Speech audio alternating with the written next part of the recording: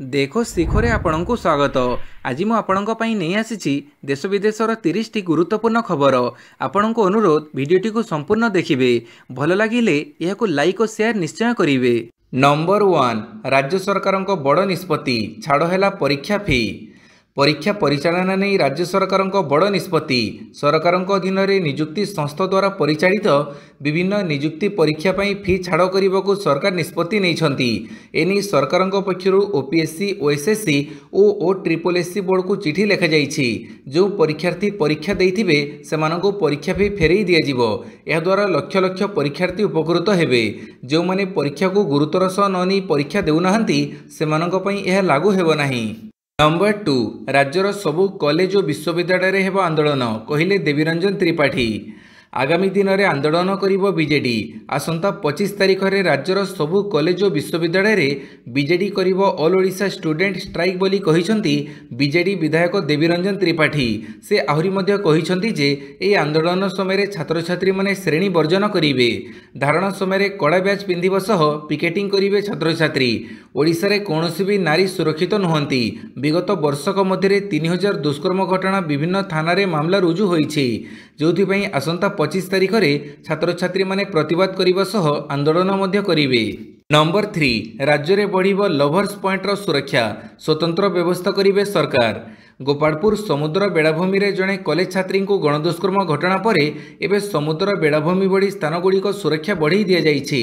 एणिके lovers point रे सुरक्षा जोगैबे सरकार एभली किछि कहिसंती उपमुख्यमंत्री प्रभाती परिड़ा। तेणु लभर्स पॉइंट रे केमिति सुरक्षा बढ़ाजिबो या युवक युवती को आश्वस्त करि परिबो कि एमिति प्रश्न उठिबा स्वाभाविक। गोपालपुर गणदुष्कर्म घटना पर भ्रमणयोग्य स्थान गुड़िकर सुरक्षा बढ़ाइबा उपरे राज्य सरकार विचार विमर्श करुछंती। एथिलागि बसिलाणी दुई थर बैठक। नंबर 4 आसिकार युव शक्ति समावेश युव समाज को दिगदर्शन देले मुख्यमंत्री। आसिकार अनुष्ठित होईछि युव शक्ति समावेश। ए समावेश रे जोगदे युव समाज को दिगदर्शन देइछंती मुख्यमंत्री मोहन चरण माझी। ए अवसर रे संबोधन दे मुख्यमंत्री कहिछंती युव शक्ति रे गंजाम जिला आगरे अछि। स्वतंत्र ओडिशा गठन रे गंजाम रो भूमिका रहिछि। खलिकोट राजा पाराडाखेमुंडी महाराजंक अवदान अतुलनीय।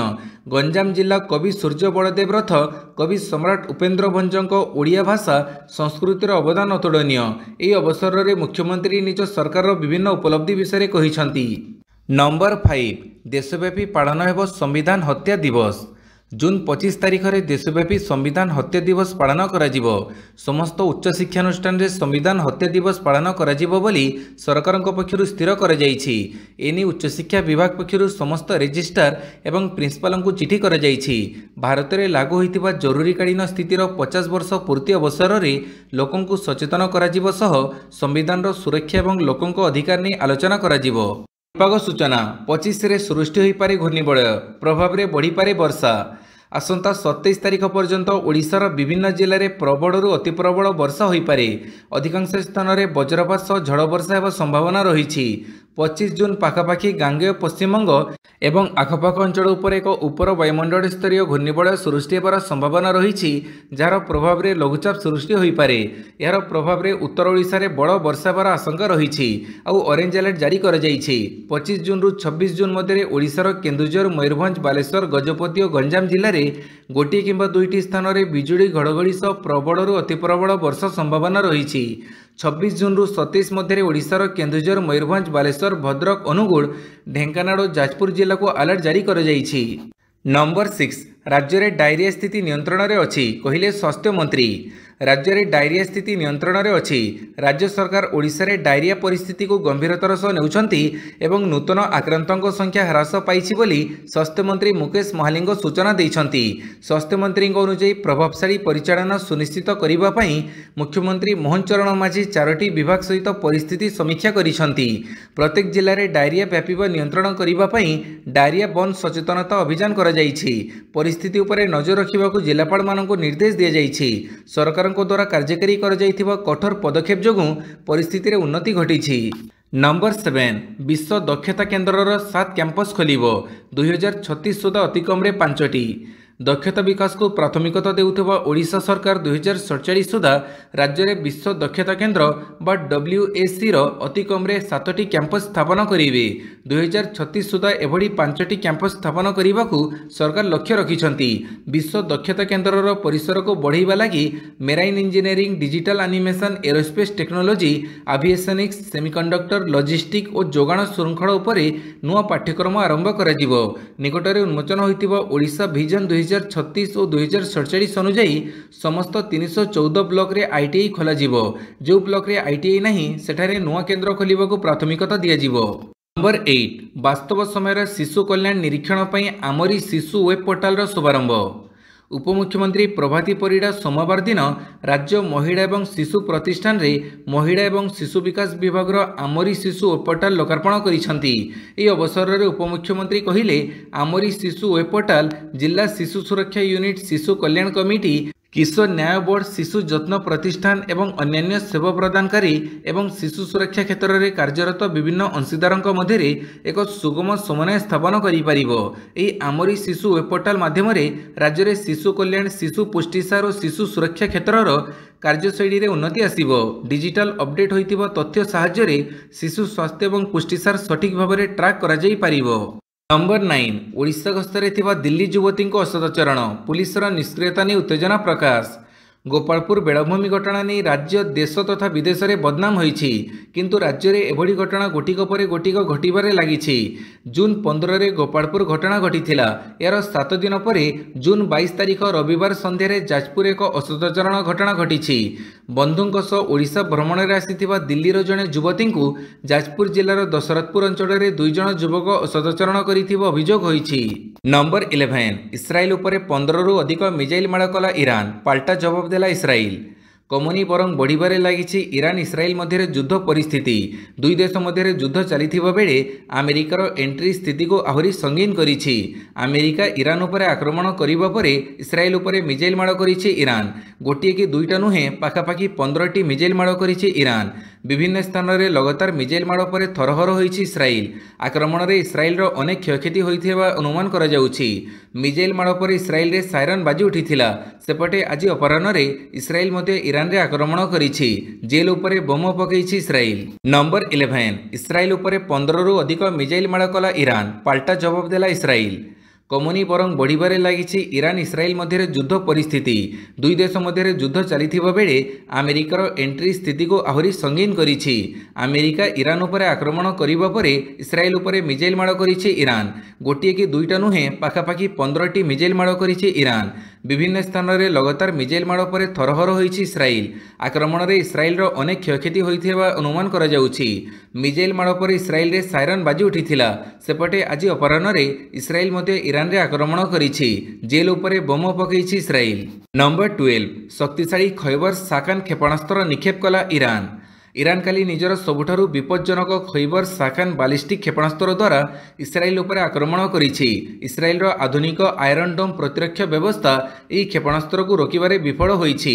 एक ऐतिहासिक इहुदी दुर्गर नाम आधार में यह क्षेपणास्त्र को खैबर साकान नामकरण कर जाइछि। ईरान यह क्षेपणास्त्र प्रयोग करी इस्राएल को प्रतीकात्मक भाव चैलेंज करिछि। खैबर साकान क्षेपणास्त्र अत्यंत अत्याधुनिक एवं एक विपज्जनक अस्त्र। यह 2000 रु 2500 किलोमीटर पर्यंत आक्रमण करने सक्षम। समग्र इस्राएल एवं किछि यूरोपीय घाटी मध्य यार परिसीमा मध्य रही। नंबर 13 इस्राएल आशदोद सहर को टार्गेट कला ईरान। इस्राएल एवं ईरान उभय परस्पर उपर लगातार आक्रमण करुछंती। अमेरिका मध्य दुई देश मध्य चलिथिबा युद्ध रे प्रवेश करिछि। अमेरिकार आक्रमण पर सोमवार ईरान इस्राएल अनेक सहर को टार्गेट करी क्षेपणास्त्र माड़ करिछि।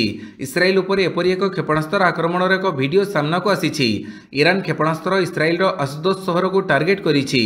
वीडियो रे क्षेपणास्त्र आक्रमण पर आकाश में धुआं एवं धूली उड़ुथिबार देखा जाउछि। नंबर 14 अधिक सहयोग पई पुतिन को चिठी लिखिले खामेनी। ଇରାନ ଉପରେ ଆମେରିକାର ବଡ଼ ଆକ୍ରମଣ ପରେ ପ୍ରତିଶୋଧ ପରାୟଣ ହୋଇଉଠିଛି ଇରାନ। ତେବେ ରୁଷ ଠାରୁ ନିରାଶ ହେବା ପରେ ଇରାନର ସର୍ବୋଚ୍ଚ ନେତା ଆୟତୁଲ୍ଲା ଅଲି ଖାମେନି ରାଷ୍ଟ୍ରପତି ପୁଟିନଙ୍କ ଅଧିକ ସହଯୋଗ କାମନା କରିଛନ୍ତି। ଏନେଇ ଖାମେନି ସୋମବାର ତାଙ୍କ ବୈଦେଶିକ ମନ୍ତ୍ରୀଙ୍କୁ ମସ୍କୋ ପଠାଇ ରାଷ୍ଟ୍ରପତି ଭ୍ଲାଡିମିର ପୁତିନଙ୍କୁ ଅଧିକ ସମର୍ଥନ କରିବାକୁ ଅନୁରୋଧ କରିଛନ୍ତି। 1979 ବିପ୍ଳବ ପରେ ଆମେରିକା ଇରାନ ଉପରେ ସବୁଠାରୁ ବଡ଼ ଆକ୍ରମଣ କରିଛି। ତେଣୁ ଇରାନ ଏହାର ପ୍ରତିଶୋଧ ନେବା ପାଇଁ ଅସ୍ଥିର ହୋଇପଡ଼ିଛି। ଆମେରିକା ରାଷ୍ଟ୍ରପତି ଡୋନାଲ୍ଡ ଟ୍ରମ୍ପ ଏବଂ ଇସ୍ରାଏଲ ଇରାନର ସର୍ବୋଚ୍ଚ ନେତା ଆୟତୁଲ୍ଲା ଅଲି ଖାମେନିଙ୍କୁ ହତ୍ୟା କରି ସେଠାରେ ଶାସନ ପରିବର୍ତ୍ତନ କରିବାକୁ ଚେଷ୍ଟା କରୁଥିବା ସର୍ବସାଧାରଣରେ ଚର୍ଚ୍ଚା ହେଉଛି। ନମ୍ବର 15 ଇରାନକୁ ସାହାଯ୍ୟ କରିବୁ କହିଲେ ପୁଟିନ। ଇସ୍ରାଏଲ ଏବଂ ଇରାନ ମଧ୍ୟରେ ଚାଲିଥିବା ସଂଘର୍ଷରେ ଆମେରିକାର ପ୍ରବେଶ ପରେ କାଲି ବିଶ୍ୱରେ ତୃତୀୟ ବିଶ୍ୱଯୁଦ୍ଧର ଆଶଙ୍କା ବୃଦ୍ଧି ପାଇଛି। ଇରାନ ଉପରେ ଆମେରିକାର ଆକ୍ରମଣ ପରେ ରୁଷ ଇରାନକୁ ସମସ୍ତ ପ୍ରକାରର ସାହାଯ୍ୟ ଯୋଗାଇବାକୁ ପ୍ରତିଶ୍ରୁତି ଦେଇଛି। ରୁଷ ରାଷ୍ଟ୍ରପତି ଭ୍ଲାଡିମିର ପୁତିନ ଇରାନର ପରମାଣୁ ଘାଟି ଉପରେ ଆମେରିକାର ଆକ୍ରମଣକୁ କଡ଼ା ନିନ୍ଦା କରିଛନ୍ତି। ସେ ଆମେରିକା ଆକ୍ରମଣକୁ ଭୁଲ ବୋଲି କହିଛନ୍ତି ଏବଂ କହିଛନ୍ତି ଯେ ରୁଷ ଇରାନ ଲୋକଙ୍କୁ ପ୍ରତ୍ୟେକ ପ୍ରକାରରେ ସାହାଯ୍ୟ କରିବାକୁ ଚେଷ୍ଟା କରୁଛି। କ୍ରେମଲିନ ମୁଖପାତ୍ର ଦିମିତ୍ରି ପେସ୍କୋଭ୍ ସୋମବାର କହିଛନ୍ତି ଯେ ରୁଷ ଇରାନକୁ ସମସ୍ତ ପ୍ରକାରର ସାହାଯ୍ୟ ଯୋଗାଇବାକୁ ପ୍ରସ୍ତୁତ। ସେ କହିଛନ୍ତି ଯେ ଇରାନକୁ କି ପ୍ରକାରର ସାହାଯ୍ୟ ଆବଶ୍ୟକ ତାହା ତେହରାନ ନିଷ୍ପତ୍ତି ନେବା ଉଚିତ। ନମ୍ବର 16 ଇରାନକୁ ସହଯୋଗ କରିବ ମିଡିଲ ଇଷ୍ଟର ଆଉ ଏକ ଦେଶ ୟେମେନ। ଆମେରିକା ଓ ଇସ୍ରାଏଲ ବିରୋଧରେ ଜାରି ଯୁଦ୍ଧରେ ଏବେ ଇରାନକୁ ମିଳିଛି ଆଉ ଏକ ଦେଶର ସମର୍ଥନ। ମିଡିଲ ଇଷ୍ଟର ଏହି ଦେଶ ୟେମେନ ଇରାନକୁ ଖୋଲା ସମର୍ଥନ ମିଳିଛି। ୟେମେନ ଅଫିସିଆଲି ଭାବେ ଏହି ଯୁଦ୍ଧରେ ସାମିଲ ହେବାକୁ ଘୋଷଣା କରିଦେଇଛି। ୟେମେନି ସଶସ୍ତ୍ର ବାହିନୀର ପ୍ରବକ୍ତା ବ୍ରିଗେଡିୟର ଜେନେରାଲ ଇହାଦ ସରିୟ ଏକ ସୋସିଆଲ ମିଡିଆ ପୋଷ୍ଟରେ ଘୋଷଣା କରିଛନ୍ତି। ଏହି ଘୋଷଣା ସହ ତୃତୀୟ ବିଶ୍ୱଯୁଦ୍ଧର ଆଶଙ୍କା ବଢ଼ିଯାଇଛି। ୟେମେନି ସଶସ୍ତ୍ର ବାହିନୀର ପ୍ରବକ୍ତା ବ୍ରିଗେଡିୟର ଜେନେରାଲ ଇହାୟା ସରିୟ କହିଛନ୍ତି ୟେମେନ ଏବେ ଅଫିସିଆଲି ଭାବେ ଆମେରିକା ଓ ଇସ୍ରାଏଲ ବିରୋଧ ଯୁଦ୍ଧରେ ପ୍ରବେଶ କରିସାରିଛି। ନିଜର ଜାହାଜଗୁଡ଼ିକୁ ଆମର ସାମୁଦ୍ରିକ ସୀମାଠାରୁ ଦୂରେଇ ରଖନ୍ତୁ। ନମ୍ବର 17 ଆମେରିକାକୁ ଘାରିଲା ଆତଙ୍କୀ ହମଲାର ଭୟ, ଚେତାବନୀ ଦେଲା ସୁରକ୍ଷା ଏଜେନ୍ସି। ଇରାନ ଉପରେ ଆକ୍ରମଣ ପରେ ବଢ଼ିଲା ଟ୍ରମ୍ପଙ୍କ ଟେନସନ। ଆମେରିକାକୁ ଘାରିଲା ଆତଙ୍କୀ ହମଲାର ଭୟ, ଚେତାବନୀ ଦେଲେ ସୁରକ୍ଷା ଏଜେନ୍ସି। ଆମେରିକାର ଆଭ୍ୟନ୍ତରୀଣ ସୁରକ୍ଷା ଉପରେ ପଡ଼ିବ ଇରାନ ଇସ୍ରାଏଲ ଯୁଦ୍ଧର ପ୍ରଭାବ। ଏହି ସଂଘର୍ଷ ଯୋଗୁଁ ଆମେରିକାରେ ବୃଦ୍ଧି ପାଇଛି ବିପଦ। ଦେଶ ଏବେ ସାଇବର ଏବଂ ଆତଙ୍କବାଦୀ ଆକ୍ରମଣର ସମ୍ମୁଖୀନ ହୋଇପାରେ। ଇରାନର ପରମାଣୁ କେନ୍ଦ୍ର ଉପରେ ଆମେରିକାର ଆକ୍ରମଣ ପରେ ଏଭଳି ଚେତାବନୀ ଦେଇଛି ଆମେରିକାର ଗୃହ ସୁରକ୍ଷା ବିଭାଗ। ଇରାନ ସମର୍ଥିତ ହ୍ୟାକିଂ ଗ୍ୟାଙ୍ଗଗୁଡ଼ିକ ଆମେରିକୀୟ ନେଟୱାର୍କ ଉପରେ ସାଇବର ଆଟାକର ଆଶଙ୍କା ଆଲର୍ଟ କରିଛନ୍ତି ସୁରକ୍ଷା ଅଧିକାରୀ। ନମ୍ବର 18 ରାସ୍ତା ପ୍ରଶସ୍ତୀକରଣ କାର୍ଯ୍ୟର ଭିତ୍ତିପ୍ରସ୍ତର ସ୍ଥାପନ କଲେ ଉପମୁଖ୍ୟମନ୍ତ୍ରୀ। ନିମାପଡ଼ା ବ୍ଲକରେ ସୋମବାର ଉପମୁଖ୍ୟମନ୍ତ୍ରୀ ପ୍ରଭାତୀ ପରିଡ଼ା ବିଭିନ୍ନ ରାସ୍ତାର ଭିତ୍ତିପ୍ରସ୍ତର ସ୍ଥାପନ କରିଛନ୍ତି। ନିମାପଡ଼ା ବ୍ଲକ ଅନ୍ତର୍ଗତ ଗୋପୀନାଥପୁରରୁ ବଡ଼ଙ୍ଗା ରାସ୍ତାର ପ୍ରଶସ୍ତୀକରଣ ନିମନ୍ତେ 2 କିଲୋମିଟର 670 ମିଟର ପର୍ଯ୍ୟନ୍ତ ଯାହାର ଅଟକଳ ମୂଲ୍ୟ 3,47 ଲକ୍ଷ ଟଙ୍କା ଥିବାବେଳେ ବନମାଳୀପୁର ଠାରୁ ବଡ଼ଙ୍ଗା 5 କିଲୋମିଟର 500 ମିଟର ପର୍ଯ୍ୟନ୍ତ ରାସ୍ତା ପ୍ରଶସ୍ତୀକରଣ ପାଇଁ ଅଟକଳ ମୂଲ୍ୟ 5,65 ଲକ୍ଷ ଟଙ୍କା ରହିଛି। ଅପରପକ୍ଷେ ଅନ୍ତୁଆର ପଞ୍ଚାୟତ ଅଧୀନ ନୂଆ ହରଗିରି ଠାରୁ ଅନ୍ତୁଆର 4 କିଲୋମିଟର 150 ମିଟର ରାସ୍ତା ଯାହାର ଅଟକଳ ମୂଲ୍ୟ 4,80 ଲକ୍ଷ ଟଙ୍କା ରହିଛି। ସେହିପରି ଅରିଷଣ୍ଡ ପଞ୍ଚାୟତ ଅଧୀନ ପାଟପୁର ଠାରୁ ଆନ୍ତୁଆର 4 କିଲୋମିଟର 500 ମିଟର ରାସ୍ତାର ପ୍ରଶସ୍ତୀକରଣ ଅଟକଳ ମୂଲ୍ୟ 5,22 ଲକ୍ଷ ଟଙ୍କା ରହିଛି। ନମ୍ବର 19 ଜଙ୍ଗଲ ଜମି ବିବାଦର ତୁରନ୍ତ ସମାଧାନ ପାଇଁ ନିର୍ଦ୍ଦେଶ। 7 ହାଉସିଂ ଯୋଜନାର ଫ୍ରି ହୋଲ୍ଡ ବାଟ ଫିଟିଲା। ସରକାରୀ ଜମିର ମାଲିକାନା ସତ୍ତ୍ୱ ପରିବର୍ତ୍ତନ ବେଳେ ଜମିର କିସମ ପରିବର୍ତ୍ତନ ଅଡ଼ୁଆ କରୁଥିଲା, ଯେଉଁଥିପାଇଁ 7ରୁ ଅଧିକ ହାଉସିଂ ଯୋଜନାରେ ଘର ନେଇଥିବା ଲୋକେ ଜମିକୁ ଲିଜ୍ ହୋଲ୍ଡରୁ ଫ୍ରି ହୋଲ୍ଡ ପାଇବା କାଠିକର ହେଉଥିଲା। ଜମି ଫ୍ରି ହୋଲ୍ଡ କରିବା ପାଇଁ ସାଧାରଣ ପ୍ରଶାସନ ବିଭାଗ ବେଞ୍ଚମାର୍କ ଭ୍ୟାଲ୍ୟୁର 10% କିସମ ପରିବର୍ତ୍ତନ ଫି ଦାବି କରୁଥିଲା। କ୍ୟାବିନେଟ୍ ନିଷ୍ପତ୍ତି କ୍ରମେ ଗତ 3 ତାରିଖରେ ମୁଖ୍ୟ ଶାସନ ସଚିବ ମନୋଜ ଆହୁଜାଙ୍କ ଅଧ୍ୟକ୍ଷତାରେ ଏକ ଗୁରୁତ୍ୱପୂର୍ଣ୍ଣ ବୈଠକ ଅନୁଷ୍ଠିତ ହୋଇଥିଲା। ବୈଠକରେ 10% ବଦଳରେ ଜିଏ ବେଞ୍ଚମାର୍କ ଭ୍ୟାଲ୍ୟୁର 3% ନେବାକୁ ନିଷ୍ପତ୍ତି ହୋଇଛି। 7 ହାଉସିଂ ଯୋଜନାରେ ଘର ପାଇଥିବା ଲୋକଙ୍କୁ ଜମିର ଫ୍ରି ହୋଲ୍ଡ ଦେବା ପ୍ରକ୍ରିୟାକୁ ତ୍ୱରାନ୍ୱିତ କରିବାକୁ ନିର୍ଦ୍ଦେଶ ଦିଆଯାଇଛି। ନମ୍ବର 20 ଉପନିର୍ବାଚନ 5ରୁ ବିଜେପି ହାତରେ ମାତ୍ର 1 ଆସନ। ଅପରେସନ ସିନ୍ଦୁର ପରେ ବିରୋଧୀ ଅଭିଯୋଗ କରୁଥିଲା ଯେ ବିଜେପି ଏହାକୁ ଭୋଟ ବ୍ୟାଙ୍କ ଭାବରେ ବ୍ୟବହାର କରୁଛି। ହେଲେ ଆଶ୍ଚର୍ଯ୍ୟର କଥା ହେଲା ଉପନିର୍ବାଚନରେ ଏହାର ପ୍ରଭାବ ପଡ଼ିଲା ନାହିଁ। ସେହିପରି ଦିଲ୍ଲୀରେ ହାରିବା ପରେ ଆମ ଆଦମୀ ପାର୍ଟିର ରାଜନୈତିକ ଭବିଷ୍ୟତ ନେଇ ପ୍ରଶ୍ନ ଉଠୁଥିଲା। ହେଲେ ପଞ୍ଜାବର ଲୁଧିଆନା ୱେଷ୍ଟରୁ ଦଳ ପାଇଁ ଆଶାର ଅଙ୍କୁରୋଦ୍ଗମ ହୋଇଛି। ଗୁଜରାଟର ହିସାବାବାଦର ଉପନିର୍ବାଚନରେ ଆପ୍ ପ୍ରାର୍ଥୀ ବିଜୟୀ ହୋଇଛନ୍ତି। ସେହିପରି କଂଗ୍ରେସ ନେତୃତ୍ୱାଧୀନ ୟୁଡିଏଫ୍ କେରଳର ନିଳାମ୍ବୁର ଆସନ ହାତେଇଛି। ସେହିପରି ପଶ୍ଚିମବଙ୍ଗ କାଡ଼ିଗଞ୍ଜରେ ଟିଏମ୍ସି ତାର ଗଡ଼ ସୁରକ୍ଷିତ ରଖିଛି। ବିଜେପି ଏହି ସମସ୍ତ 5ଟି ଆସନରେ ପ୍ରାର୍ଥୀ ଦେଇଥିବା ବେଳେ ଦଳ କେବଳ ଗୁଜରାଟର कड़ी आसनरू हातेइबार सफल होइछि। नंबर 21 अयोध्यार राम मंदिर परिसररू मिलिला प्राचीन मूर्ति। अयोध्यार राम मंदिर निर्माण कार्य एबे भी चली। यह समय सेठारे हजार हजार वर्ष पुराना प्राचीन अवशेष बाहर घटना सामना को आसुछि। यही घटना को नहीं प्रत्नतत्व प्रेमी मध्य उत्साह देखा मिली। कुबेर टीला मार्ग निर्माण समय प्राचीन मूर्ति मिली। यही मूर्ति सिंह उपर बसी देवी प्रतिमा थिबा देखा मिलूछि। तेबे श्रीराम जन्मभूमि तीर्थक्षेत्र द्वारा क्रमगत भाव मिलुथिबा अवशेष गुड़िकर संरक्षण प्रक्रिया द्रुत गति चली। नंबर 22 रथयात्रा पूर्व रेल सुरक्षा समीक्षा बैठक। पुलिस महानिर्देशक YB Khurania Bhubaneswar DG camp office रे रथयात्रा पूर्व राज्य रेल सुरक्षा कमिटीर एक बैठकर अध्यक्षता करी ट्रेन एवं रेल स्टेशन गुड़िकर सुरक्षा व्यवस्था समीक्षा करिसेंती। आलोचना रे ट्रेन रे अपराध रोकिबा पई पदक्षेप, ट्रेन माध्यम बंधुक चोरा चालाण एवं सुरक्षा संबंधी प्रसंग उपर गुरुत्वारोप कर जाइथिला। रथयात्रा समय रेलयात्री सुरक्षा सुनिश्चित करने पर विशेष गुरुत्व दि जाइथिला। बैठक में पुरी रेल स्टेशन सुरक्षा उपर गुरुत्वारोप कर जाइथिला। नंबर 23 अस्त्रोपचार पर नवीन सुस्थ होउछंती कहिले प्रेम पटनायक। विरोधी दल नेता नवीन पटनायक अस्त्रोपचार पर धीरे धीरे सुस्थ होउछंती। नवीन बड़ भाई प्रेम पटनायक एने एक आश्वासनदायक वार्ता प्रदान करिसेंती। सोशल मीडिया रे शेयर कर जाइथिबा एक वीडियो रे प्रेम पटनायक कहिसेंती गतकाली नवीन एक अस्त्रोपचार होइथिला एवं से बहुत भलो अछंती। से किछि पाद टिके टिके चलीछंती। तांको विषय रे चिंता करुथिबारु एवं तांको पई प्रार्थना करिथिबा पई मु आपण माननकु एवं ओडिसावासी को धन्यवाद जणाउछि। नंबर 24 गोपालपुर बेड़ाभूमि गणदुष्कर्म मामला स्वतः तदंत निर्देश देला एनएचआरसी। ओडिशार गंजाम जिलार गोपालपुर समुद्र बेड़ाभूमि रे जड़े 21 वर्षीय कॉलेज छात्री को गणदुष्कर्म कराजिबा घटनार विस्तृत विवरणी प्रदान करुथुबा गणमाध्यम रिपोर्टर स्वतः तदंत निर्देश भारतीय जातीय मानवाधिकार कमिशन देइछंती। जून 15 तारिख रे घटिथिबा घटनार स्वतः तदंत निर्देश एनएचआरसी पक्षरु प्रदान करा जाइछि। नंबर 25 पुणी फोर्डो आणविक केन्द्र उपरे आक्रमण कला इस्राएल।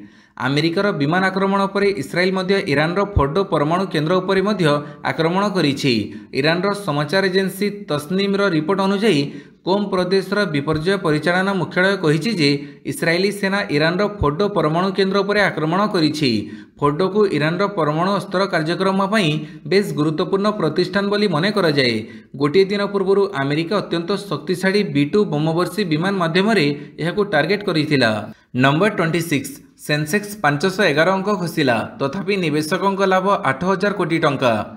दुर्बल वैश्विक संकेत मध्य भारतीय शेयर दुई प्रमुख सूचकांक सेंसेक्स और निफ्टी काली लाल संकेत रे बंद होईछि। तेबे स्मॉल कैप और मिड कैप शेयर रे बड़ आकार रे क्रय देखा मिली, जो निवेशकों मोट संपत्ति प्राय 8000 कोटी टंका वृद्धि पाई।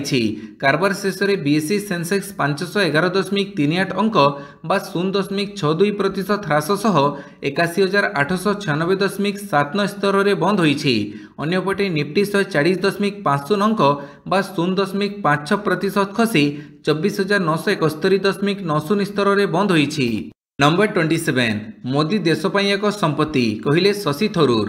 पुणी प्रधानमंत्री नरेंद्र मोदी प्रशंसा करिसेंती कांग्रेस सांसद शशि थरूर। से प्रधानमंत्री मोदी शक्ति तांकर बहुमुखी व्यक्तित्व एवं आलोचना पई तत्परता विश्व स्तर में भारत पई एक गुरुत्वपूर्ण संपत्ति भाव में वर्णना करिसेंती। शशि थरूर इंग्राजी दैनिक द हिंदू रे एक लेखारे यह कहिसेंती। थरूर यहाको अधिक सहयोग और समर्थन देवा विषय में कहिथिले। तेबे शशि एही बयान पई पुणी थरे कांग्रेस अकड़े पड़ जाइछि। नंबर 28 उत्तराखंड में भूस्खलन 2 जन पथर तले चापी रही संदेह। उत्तराखंड आसी भूस्खलनर खबर। उत्तराखंड उत्तरकाशी जिले में भूस्खलन यमुनेत्री धाम यात्रा बेले धसिला पहाड़। भूस्खलन में जड़े तीर्थयात्री गुरुतर होता बेले 2 जन माटी और पहाड़ अतल तले चापी हो रही सूचना मिली। स्थानीय बासिंदा उद्धार काम लगी। तेबे गुरुतर यात्री मुंबईर बोली जमापड़ी। स्थानीय हस्पिटाल चिकित्सा भर्ती कर गत 18 तारिख दिन देवभूमि उत्तराखंड में पहाड़ू पथर खसवा पर तीर्थयात्री जीवन जाइथिला। नंबर 29 हेडिंग्ले टेस्ट द्वितीय इनिंग्स रे भारत 364 रन रे ऑल आउट। हेडिंग्ले टेस्टर चतुर्थ दिन में भारतीय दल निजर द्वितीय इनिंग्स रे 364 रन रे ऑल आउट हो जाइछि। या फल इंग्लैंड आगे 371 रन लक्ष्य रही।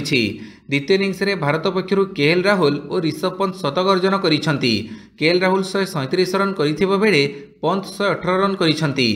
पंत प्रथम इनिंग्स रे भी शतक अर्जन करथिले। प्रथम इनिंग्स रे भारत 471 रन करिथिला बेले इंग्लैंड 465 रन करिथिला। चतुर्थ दिन खेल शेष सुधा इंग्लैंड बिना कौनसी विकेट हरई 21 रन करिछि। नंबर 30 अवसर नेले एही भेटेरान हॉकी खेलाड़ी। भारतर veteran hockey forward Lalit Upadhyay अंतर्जातीय हॉकी तांकर अवसर घोषणा करिसंती। दशंधि ऊर्ध्व समय धरी अंतर्जातीय हॉकी खेली आसुथिबा ललित टोकियो पेरिस ओलंपिक्स रे ब्रोंज पदक जीतिछंती। 2014 विश्वकप रे ललितଙ୍କ प्रथम पदार्पण होइथिला। भारतीय दलर से जड़े अन्यतम प्रमुख खेलाड़ी परिगणित होउथिले। तांको उपस्थिति रे भारत 2020 टोकियो ओलंपिक्स और 2024 पेरिस ओलंपिक्स रे ब्रोंज पदक हासिल करिथिला। 31 वर्षीय ललित यूरोपियन लीग रे रविवार भारतर बेल्जियम विपक्ष रे अंतिम FIH प्रो लीग मैच पर एक सोशल मीडिया रे एक हृदयस्पर्शी पोस्ट करी अवसर घोषणा करिसंती। वीडियोटी को संपूर्ण देखिथिबारु बहुत बहुत धन्यवाद।